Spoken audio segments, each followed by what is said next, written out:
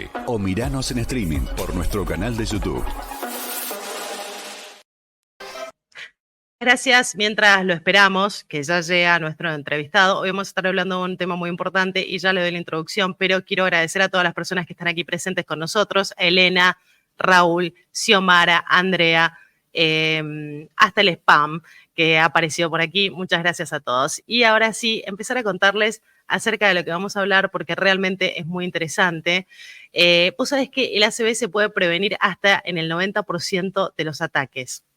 Esto es una muy buena información porque hay mucha gente que puede quedar con secuelas graves si es que queda con vida, que puede quedar con secuelas muy graves.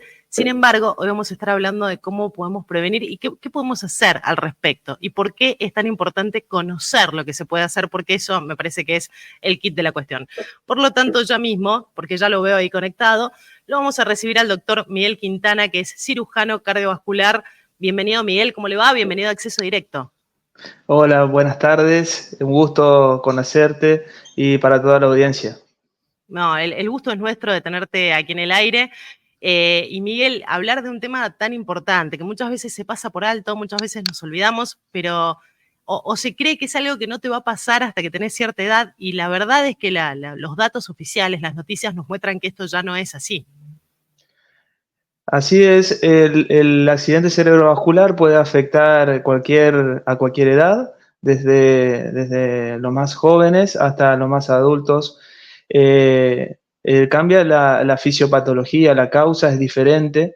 En los pacientes más jóvenes, la causa principal es la malformación congénita de las arterias cerebrales y también cierto tipo de arritmias que pueden llevar a esta problemática. Y en los adultos, la aterosclerosis, que es la formación de placas de colesterol en las arterias. Cuando te refieres, doctor, lo puedo tutear, ¿no? Sí, por favor. Bueno, muchas gracias. Cuando Miguel, te referís, Miguel, a los más chiquitos, ¿de qué edades estamos hablando? desde el nacimiento hay niños que nacen con alguna malformación, ya sea neurológica o arterial, y realmente no se respetan edades. La frecuencia es muy mínima, de igual manera, estamos rondando menos del 1% de los casos, pero de que existe, las hay.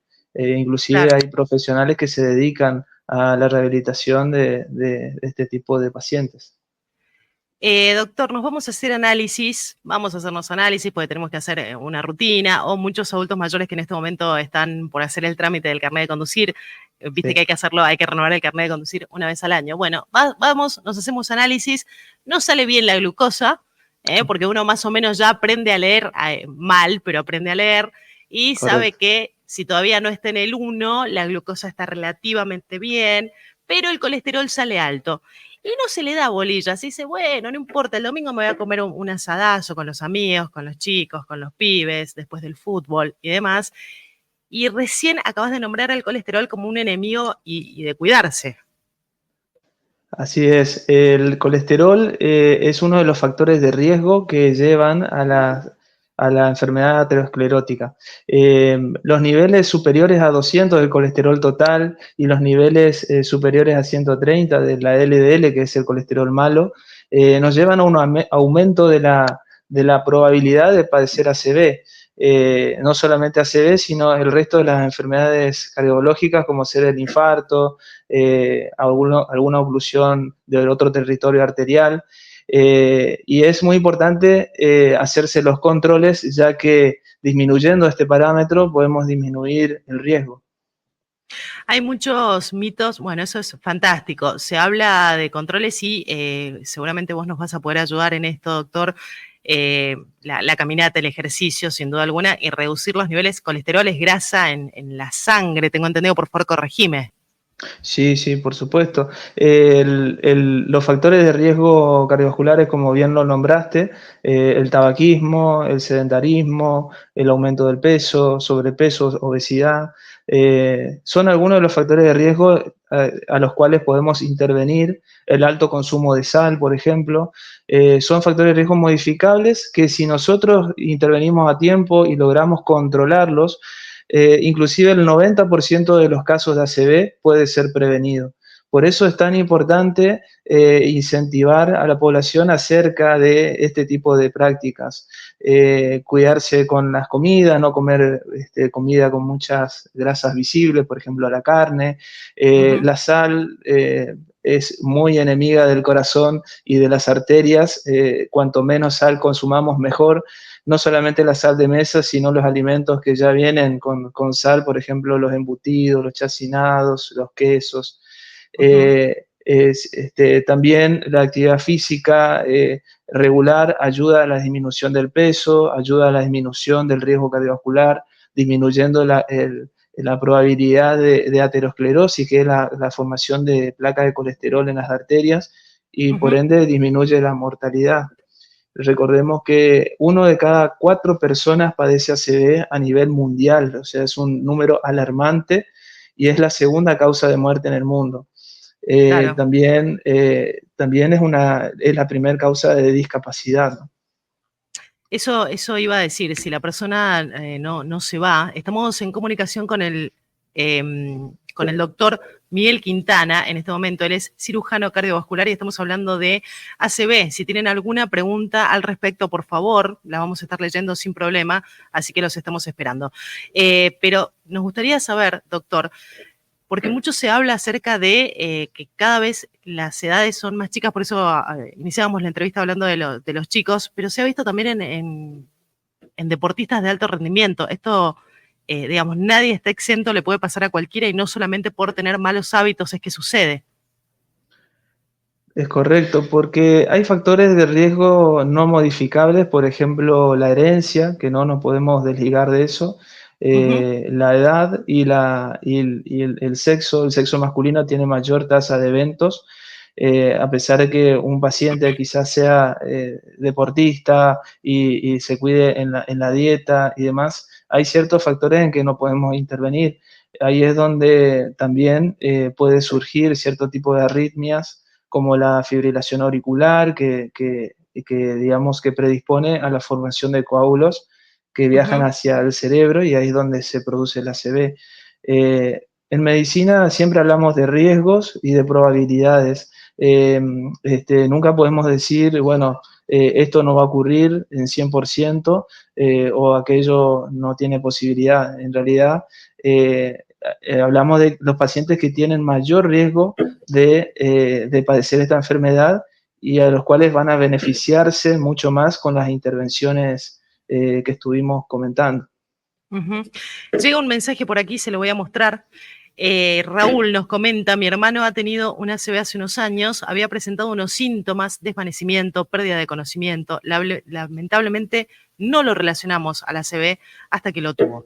Y justamente por este mensaje que nos llega de parte de Raúl, un telespectador, nos gustaría saber, doctor, si se presentan, porque hay mucho mito. Yo le voy a nombrar algunos y usted me va a ir tachando, no se enoje conmigo, pero uno lee en internet y demás, entonces para desmitificar o decir si puede ser.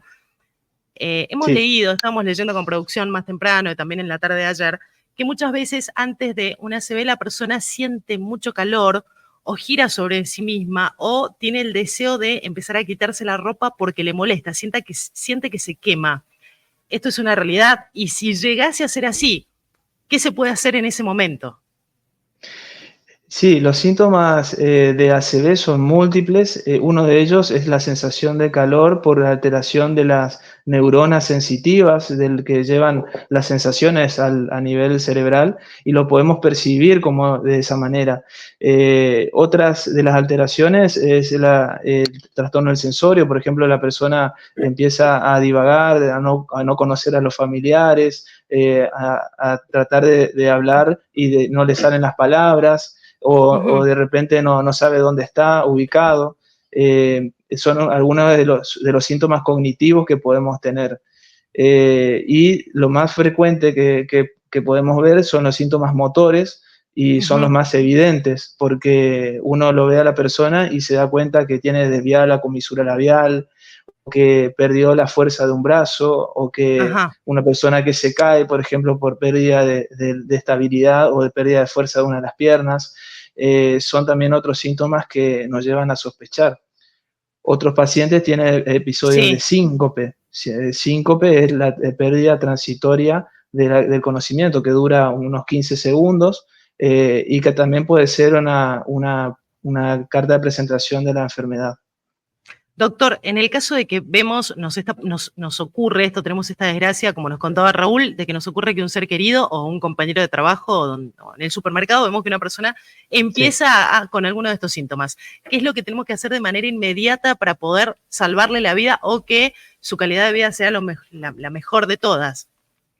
Si el paciente está lúcido, tratar de tranquilizarlo, sentarlo, contenerlo, asignar una persona que lo cuide y asignar una persona que llame al servicio de emergencias, porque quizás haya muchas personas en el lugar y si uno dice alguien que llame la ambulancia, alguien que haga esto o lo otro, entonces al final no terminamos asignando a nadie y se demora en el llamado a la emergencia. Entonces, contener al paciente.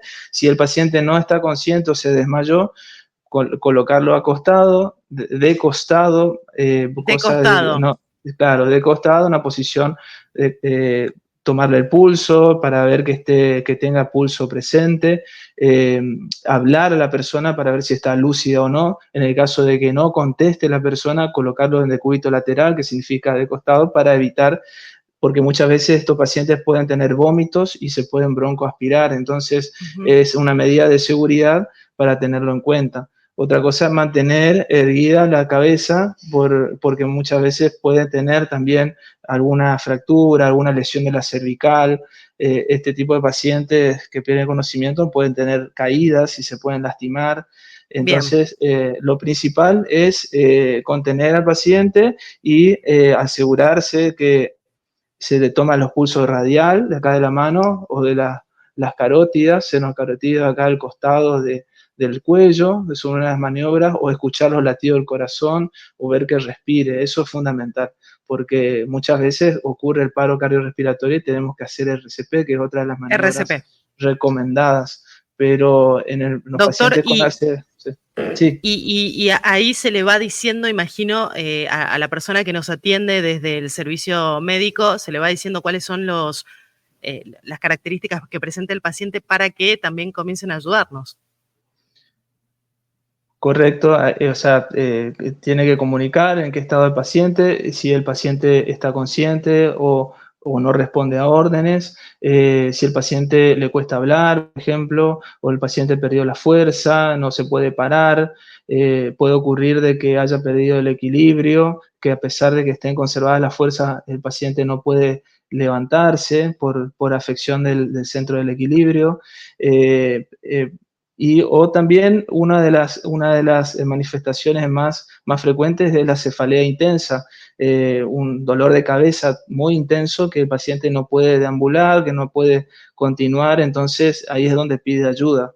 Es muy frecuente de ver pacientes con una presentación de esa forma, a través de lo cual tenemos que pedir ayuda médica lo antes posible. Hay algo que se llama... por favor, corríjame, pero hay algo que se da sobre todo, tengo entendido que en varones mayores, que se llama ictus, que es como una breve pérdida como de memoria y que repiten muchas veces la misma situación, como por ejemplo, tengo mi billetera o qué está pasando acá o dónde estoy, y sin embargo eso no llega a ser una ACV. Correcto. El ictus o también se le puede llamar amaurosis fugaz, que es una afección transitoria que dura segundos, que pueden ser alteración del conocimiento o pérdida de la visión borrosa, o inclusive pacientes como habíamos nombrado antes, que tienen episodios de síncope, que son desmayos que no duran más de 15 segundos y que después de ese tiempo de desmayo la persona se levanta y está sin síntomas y está normal. Y eso puede ser uno de los avisos de que algo no anda bien y que algunas de las arterias quizás esté por taparse o ocluirse o a punto de generar una ACV. Por eso los controles son fundamentales. Perfecto. ¿Qué nos recomienda, doctor? Estamos en comunicación con el doctor, el cirujano Miguel Quintana, cirujano cardiovascular. ¿Qué nos recomienda a la hora de evitar por todos los medios? Porque es algo que puede evitarse. y es algo que se puede llevar la vida de las personas. ¿Qué nos recomienda a todos los que estamos en este stream, en este momento, y a todos los que los escuchan por radio en todo el país, hacer para evitar una ACV? Lo fundamental es prevenir o disminuir el riesgo a través de cuidarse con las comidas, o sea, intervenir sobre los factores de riesgo cardiovasculares. Dejar de fumar, intentar dejar de fumar porque el cigarrillo es una de las causas más frecuentes de ACV en pacientes jóvenes. Disminuir el consumo de sal en las comidas, reemplazarlo por la sal baja en sodio o agregar limón, condimentos, o otros aderezos para dar gusto a las comidas y reemplazar a la sal.